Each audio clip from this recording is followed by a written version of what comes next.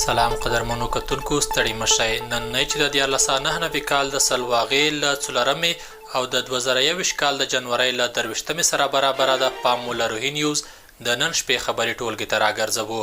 په سر کې هم د څو مهمو خبرونو سرټکي ولسمشر غني سیاسونو ته د لړمحاله حکومت طرحه د کوم صلاحیت پر اساس وړاندې کوي د ولسمشرۍ ماڼۍ چارو ادارې د ارغندېوال د ګوښه کېدو لاملونه په ګوته کړي د ګلبدین حکمتیار ادعا او د ملکی هوایي چلن ادارې غبرګون او د پاکستان پاوز امریکا ډاډ راکړی چې د افغانستان د سولې خبرو کې ستاسې ځای د تیر په څیر پاتې کیږي ولسمشر غني سیاسونو ته ویلي د لنډمهاله حکومت طرحه د کوم صلاحیت پر اساس وړاندې کوي افغان ولسمشر محمد اشرف غني هرات ولایت ته د خپل سفر پر مهال د لنډمهاله حکومت د جوړېدو سره مخالفت ښودلی او توند غبرګون یې ورته څرګند کړی ولسمشر غني په خپلو خبرو کې ویلي دي چې هغه کسان چې د لنډمهاله حکومت په اړه وایي دوی د افغان ملي امنیتي ځواکونو په اړه فکر کړی آیا دوی د کوم صلاحیت پر بنسټ د لنډمهاله حکومت د طرحې او جوړېدو وایي نوموړي ویلي چې افغانستان کې د واک لیک په د ټاکنو پر بنسټ کیږي او که طالبان هم باید د ټاکنو له لارې واک ته ورسیږي ولسمشر محمد اشرف غني له دې وړاندې هم پر دې ټینګار کړی و چې واک به یوازې د ټاکنو له لارې خپل ځای ناستې ته پرېږدي د ولسمشرۍ ماڼۍ د چارو ادارې د ارغندېوال د ګوښه کېدو لاملونه په ګوته کړي ولسمشر محمد اشرف غني نن ورځ د یو فرمان پر بنسټ عبدالهادي ارغندېوال د مالیې وزارت له مقام ګوښه کړ د ولسمشر د یو بل فرمان پر اساس احمد خالد پاینده د یاد وزارت چارسنبالی وزیر ټاکل شوی د مالیې وزارت د عوایدو په راټولولو کې ناغېړي مالیې وزارت کې د غیر قانوني ټاکنې د څېړنې له پلاوي سره د کار مخه نیول او نه همکاري کمزوری مدیریت د ښې حکومتوالۍ اصولو ته نژمنتیا او د اساسي قانون د 78مې مادې تر پښو لاندې کول د ولسمشرۍ ماڼۍ د چارو ادارې د عبدالهادي ارغندېوال د ګوښه کېدو لاملونه ښودلي عبدالهادي ارغندېوال څو میاشتې وړاندې د مالیې وزارت سرپرست وزیر ټاکل شوی و چې له ولسي جرګې هم د مالیې وزیر په توګه د باور رایه ترلاسه کړه له دې وړاندې ولسمشر محمد اشرف غني د عامې روغتیا وزیر احمد جواد ثاني هم د یو فرمان پر اساس له دندې ګوښه کړی و نن ملت ته د دولت د حساب ورکونې په مطبوعاتي کنفرانس کې د ملکی هوایي چلن ادارې رئیس ویل چې 2 افغان هوایي شرکتونو په نړیوالو معیارونو لوړې نمرې اخیستې د کا معیار هوایي شرکت د متحده عربي اماراتو له تور لیست څخه لرې شوی دی او روان کال د دې ادارې په چوکاټ کې ګڼې لاسته راوړنې درلودې هممهاله د حامد کرزي نړیوال هوایي ډګر مرستیال د حکمتیار هغه ادعا بې بنسټه وبلله چې په دې هوایي ډګر کې د قانون الوتنو په تړاو کړې وه بشپړ حال یې په راپور کې د ملکی هوایي چلن ادارې عمومي رئیس ډاکټر محمد قاسم وفیزاده وایي چې د 1999 کال پر مهال یې د دې ادارې په چوکاټ کې ګڼې لاسته راوړنې درلودې چې د حکومت لخوا یا د ادارې ته له ځانګړې شوې پراختیايي بودیجې یې د کورونا وایروس د محدودیتونو سره 9.13 سلنه مصرف کړي چې ورسره د دوهم دولتي هوایي شرکت بختر افغان بیا ځلې فعالول د 14 پروژو قراردادونو پلي کول چې له ډلې د 5.4 سلنه ترسره او ویې دوام لري اداره هوانوردی به حیث اداره‌ای که مسئولیت تنظیم و کنترل حریم فضایی افغانستان مدیریت عملیاتی تمام میدان‌های هوایی افغانستان نظارت از مسئولیت شرکت‌های هوایی و ارائه خدمات هوانوردی و ترانسپورت هوایی در افغانستان هست در سال 1399 با 1370 نفر در تشکیل این اداره مجموعاً 481 میلیون افغانی بودجه عادی داشتند که از این حدود 86.83% را مصرف کرده و د نوموړي په وینا چې روان کال یې 15 میلیارده 100 میلیونه 959,153 افغانۍ د دې ادارې له لارې د دولت خزانې ته سپارلي خو د کورونا وایروس له امله روان کال په دې برخه کې 80 سلنه کموالی ښایي او وایي چې د هیواد د نړیوالو هوایي ډګرونو مسؤلیتونو د لیږد لپاره اړین اقدامات ترسره کړي دي وفیزاده زیاتوي چې د ایکو سازمان د غوښتنو سره سم یې د هیواد نړیوال هوایي ډګرونه معیاري کړي دي که ما در جریان سال با وصف همه مشکلات 5 میلیارد و 171 میلیون افغانی را عواید جمع آوری کردیم و این وارد خزانه دولت شده که در حقیقت از تارگت تعیین شده ما 9%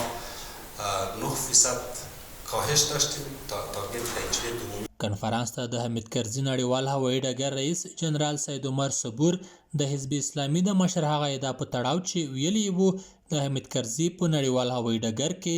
بېنومه الوتنې کینی او یا هم پاڅېږي دا ادعا بې اساسه وبلله او وایي چې د هوایي ډګر امنیتي مرکز په داسې سیستم سمباله چې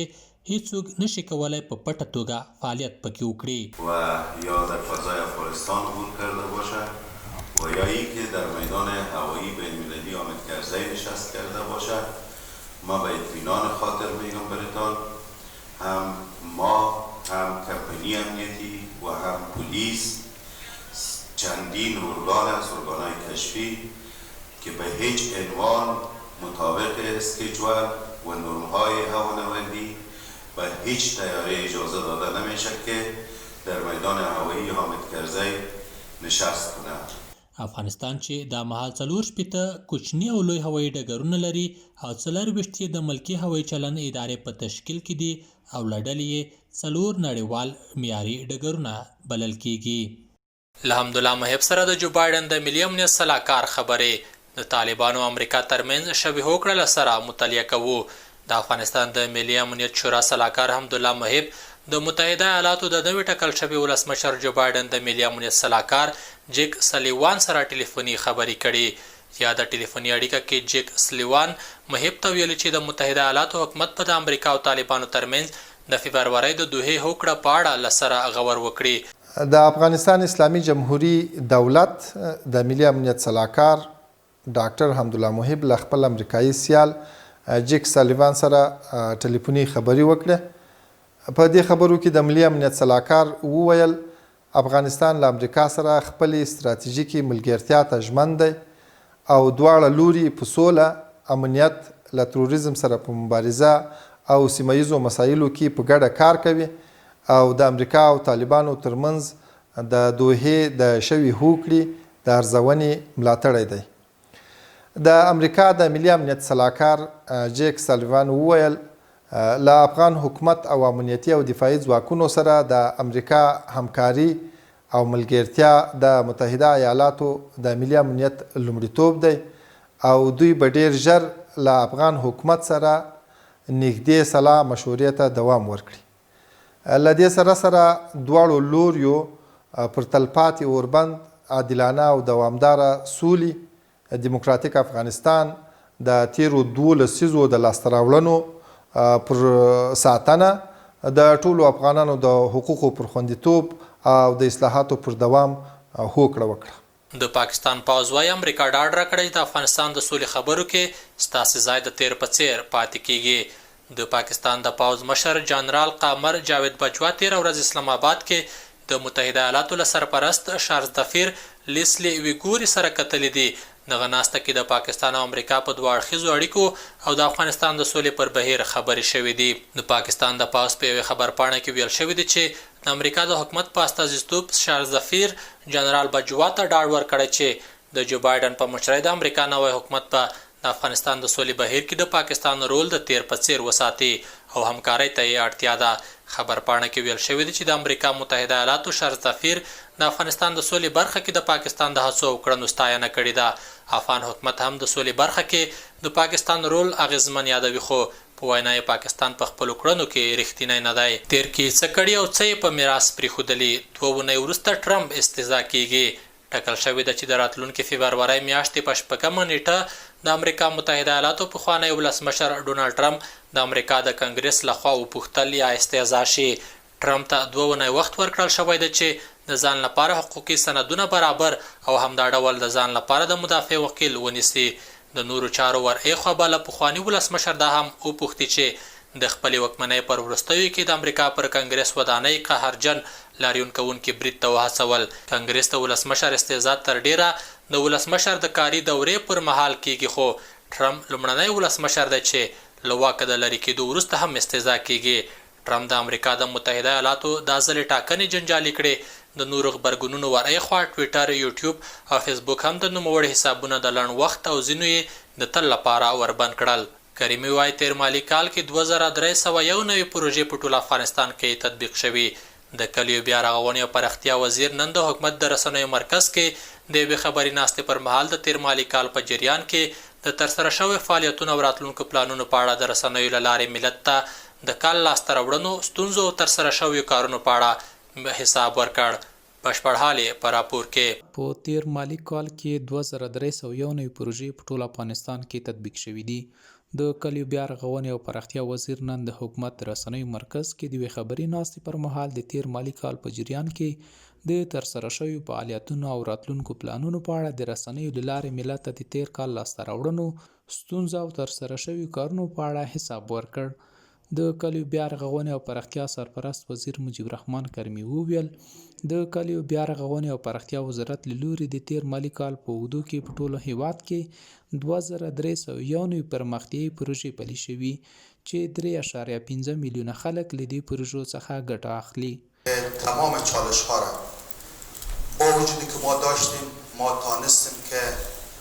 25 میلیارد افغانی را با کمک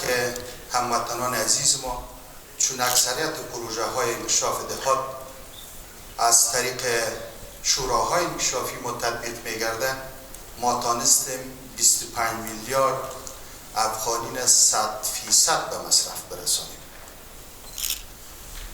و در ماه آخر که ماه آخر سال مالی ماه قوس می باشه،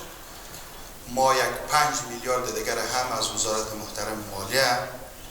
به خاطر پروگرام دسترخوان ملی و بعضی پروژه های انکشافی ما که داشتیم اضافه به دست بیاریم. کریمي وویل چې له 10 میلیارده انکشافي بودیجې څخه د افغانستان په 14 ولایتونو کې بېلابېلې پروژې پلي شوي او د خلکو لپاره وړ اسانتیاوې رامنځته شوي. د کلیو بیا رغونې او پراختیا وزیر وویل چې د ځینو پروژو پر مهال خنډونه هم موجود وو، خو هڅې کړې په وخت د ستونزو حل رامنځته کړي. د کلیو پراختیا او بیا رغونې د وزارت ډېر سرحد چیشته نه ده ټاکلی، ځکه د برنامې چې زه وایم ولسي برنامې او ټول پروګرامونه د ولس په مټ تطبیق کېږي او زموږ د موفقیت راز هم همدا ده. ولې نه؟ دې کې هم شک نشته ده، په ځینو ځایو کې ناامنۍ شته چې د ناامنۍ له وجې کار کې تاخیر راغلی، اما هیڅ داسې پروژه به موږ ونه لرو چې هغه د ناامنۍ له وجې باندې موږ هغه کار تطبیق کړی دی. یعنی که کار یو کلن موده ولري، شاید دا یو کال و 2 میاشتې نیولي، ځکه هغه 2 میاشتې هغلته به ستونزې وي، اما ولس خپلې پروژې خپله تطبیق کړي دي. ښاغلي کریمي زیاته کړه د کورونا وبا او ځینو ستونزو سره سره وزارت په دې وتوانېده چې د 1409 نوي مالي کال په پیل کې 25 میلیارده افغانۍ ترلاسه کړي کلنۍ بودیجه ټوله په انډولیزه بڼه مصرف او د کال په نیمایي کې 15 میلیارده افغانۍ نوره بودیجه ترلاسه کړي چې له هغې جملې هم نږدې 2 میلیارده افغانۍ مصرف شوې ده. د روهي نیوز قدرمنو کتونکو دا والا روهي نیوز د نن شپې خبري ټولګه تر بیا ښې چارې. Audio Jungle.